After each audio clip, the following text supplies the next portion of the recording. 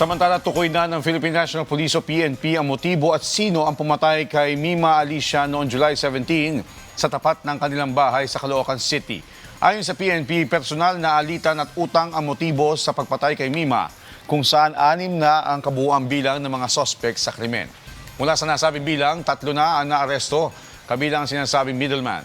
Sabi ni PNP Chief Police General Jose Melencio Nartates Jr., na-recover na rin ang baril na ginamit ng mga sospek na nagamit din sa ibang krimen. Dagdag ng PNP, nasa 220,000 pesos daw ang ibinayad sa mga sospek para patayin si Mima. Tuloy naman ang ginagawang manhunt operation ng mga pulis sa 3 at-large, kabilang ang mastermind. Sa ngayon, itinuturing ng case solved ng PNP ang pagpatay sa vlogger na si Mima.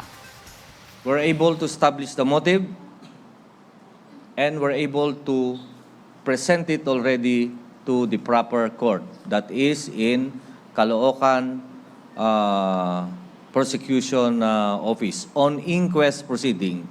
So this case is a solved one, including the Philippine National Police. Of course, the investigators didn't stop at the shooting, but were able to solve or solve not less than 10 cases that they have committed in the past.